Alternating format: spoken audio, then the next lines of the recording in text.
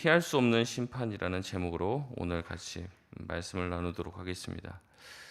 하나님은 계속해서 끊임없는 경고를 하십니다. 또 계속 쉬지 않고 끊임없이 선지자들을 보내서 백성들에게 경고를 하시고 돌아오라 말씀을 하셨죠. 그럼에도 유다는 돌아오지 않습니다. 그래서 하나님의 심판이 선포되었죠.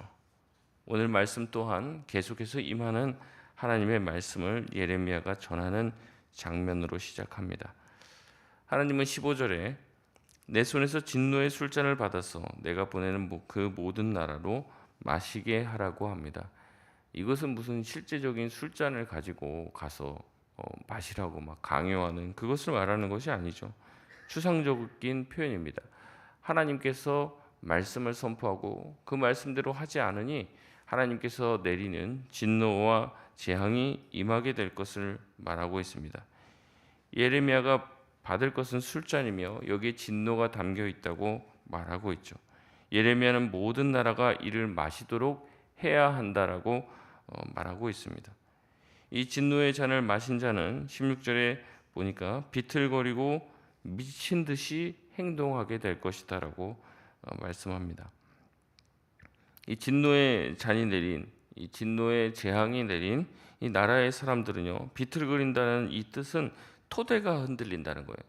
자기가 있는 그 기반이 완전히 흔들려서 뒤집어지고 위아래가 바뀌어지는 이 업사이드 다운이 이루어지는 그것을 말하고 있습니다.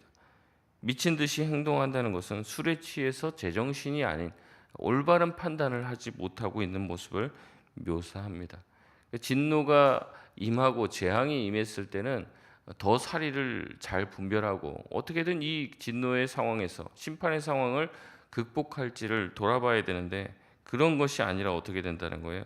완전히 제정신이 아닌 평소보다 더 정신이 없는 완전히 술에 취한 모습에 잘못된 선택을 연달아 하게 된다는 것을 말씀하고 있습니다. 그들은 다 죽게 될 것인데 왜냐하면 하나님이 그들에게 칼을 보냈기 때문에 그렇다라고 말씀합니다. 결국 진노의 잔을 마신 자들은 하나님의 칼의 심판을 면할 수 없습니다. 전쟁으로 이긴 자들은 전쟁으로 망하게 됩니다. 칼로 흥한 자들은 칼로 망하게 되리라고 하신 예수님의 말씀이 그대로 이루어지는 것이죠. 그래서 17절에 예레미야는 하나님께 그 잔을 받아서 모든 나라로 마시게 한다고 이야기합니다.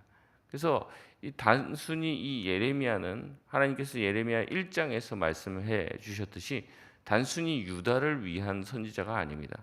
유다뿐 아니라 세계 열방을 향한 하나님의 말씀을 대언하는 선지자가 될 것이라고 말씀하는데 이 유다를 통해 온 세계 만방을 향한 하나님의 진노의 잔을 마시는 선지자가 됩니다. 진노의 잔을 첫 번째로 마시는 나라는 바로 유다입니다. 18절 말씀 같이 한번 읽겠습니다. 시작. 예루살렘과 유다 성읍들과 그 왕들과 그 고관들로 마시게 하였더니 그들이 멸망과 놀램과 비웃음과 저주를 당함이 오늘과 같으니라. 아멘. 하나님의 택한 백성이라는 이 유다 또 이스라엘 또 유다의 성읍인 예루살렘이 첫 번째 심판의 대상이 됩니다. 그 왕들과 고관들에게 진노의 잔이 주어져 그들이 마시게 되면 그들은 멸망과 놀람과 또 이웃 나라들로부터 이 비웃음과 저주를 당하게 되어 오늘날 같이 된다고 말씀합니다. 오늘날이 어떤 날입니까? 오늘 예레미야 25장의 처음 시작, 어저께 말씀을 드렸지만 이 나라가 곧 망할 수 있는 그 풍전등화의 상황이죠. 많은 사람들이 이미 바벨론의 포로로 잡혀갔습니다.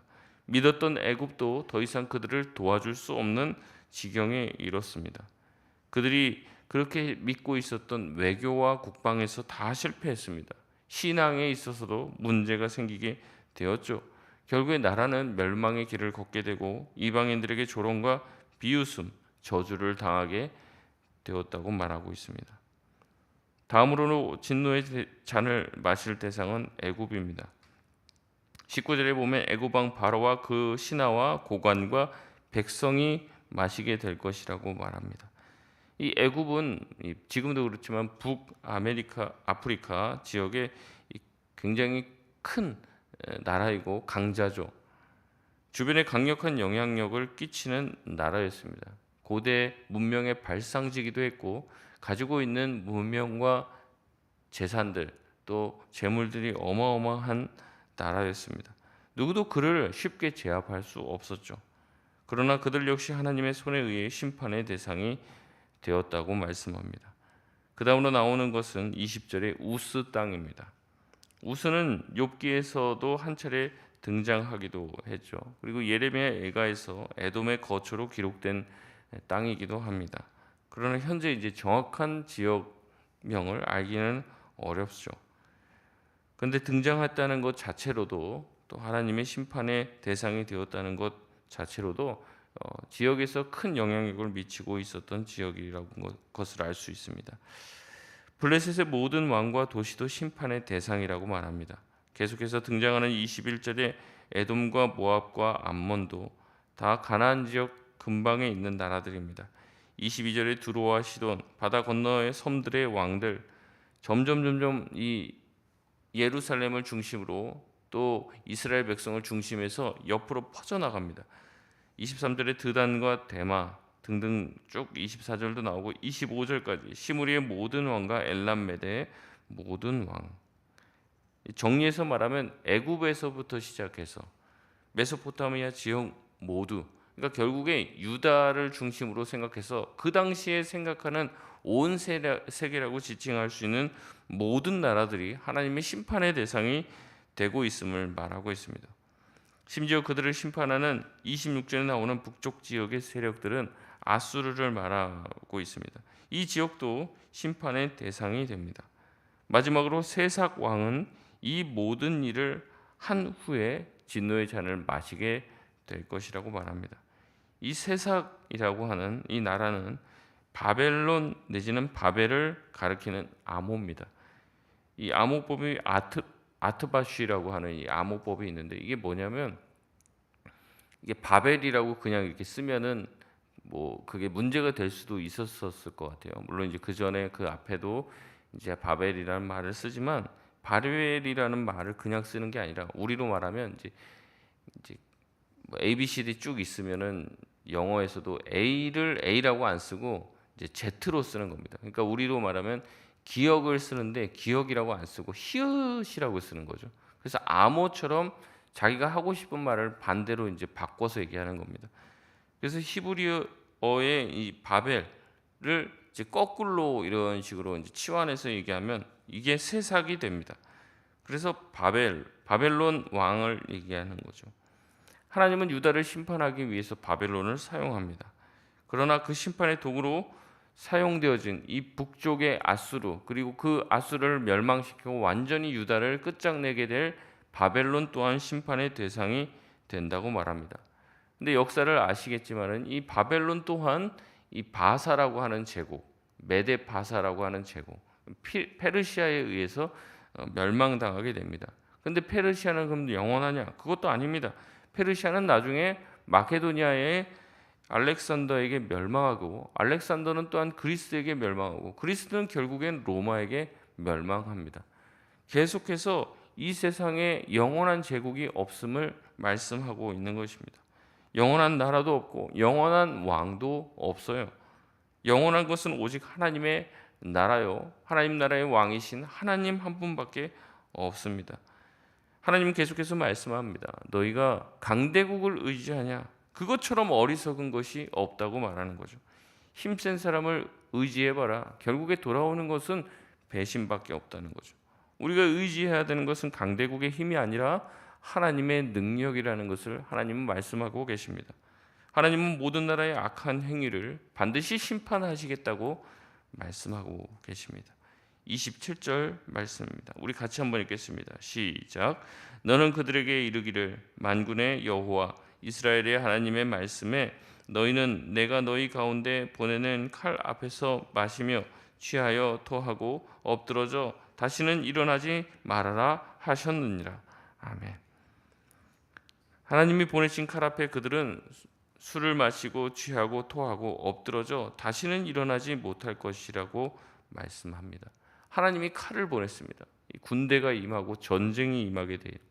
그러면 그 전쟁을 대비할 수 있게끔 정신을 바짝 차리고 있어야 되는데 전쟁을 치러야 되는 군사들이 그 전날 술을 진탕 마시고 취해서 토하고 그 위에 엎드러져 있는 상태라면 그 전쟁을 제대로 취할 수 없는 것이죠.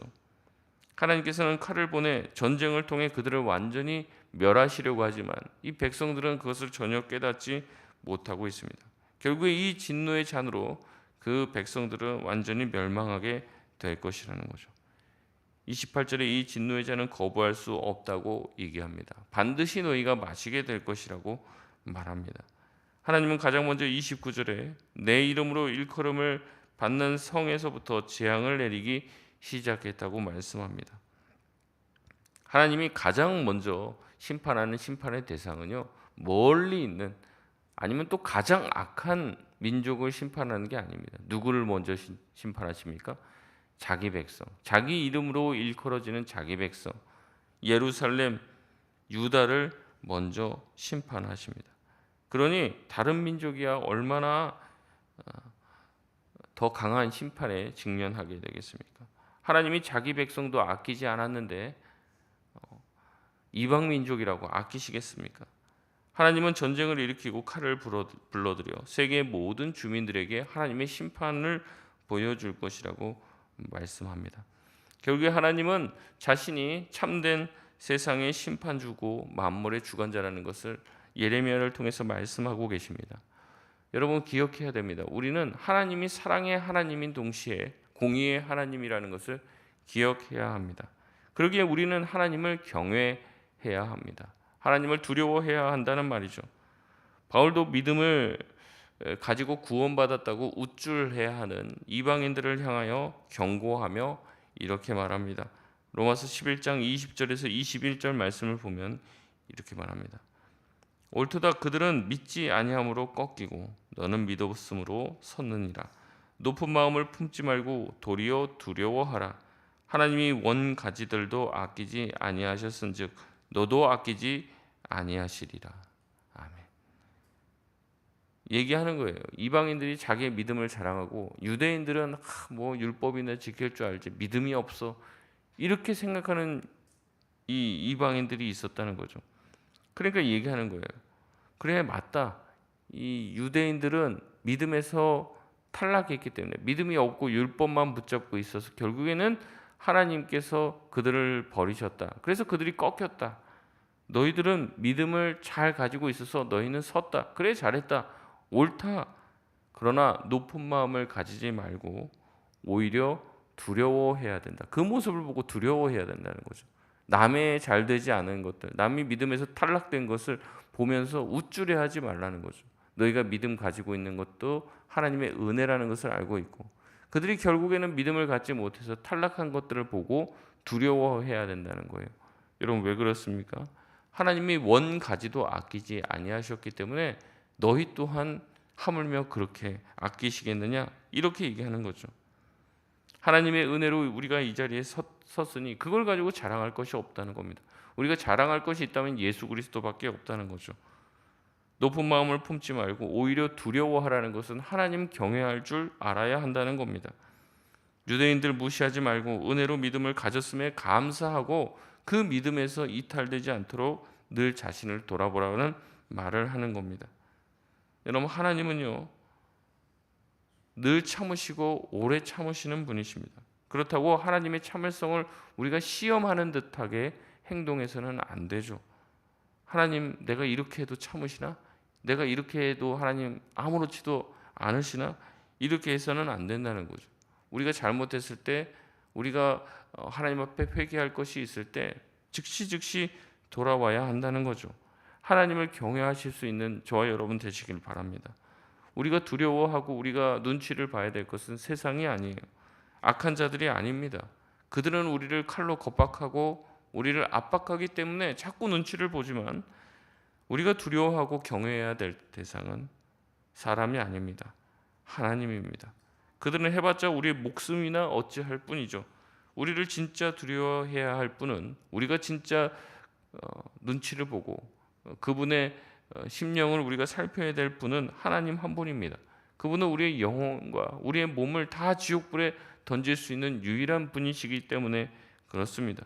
그럼에도 불구하고 세상 사람들은 세상의 권력자들의 눈치를 봅니다. 그리고 세상의 힘에 휘둘립니다. 자기 또한 그 힘을 얻고자 애쓰고 노력합니다.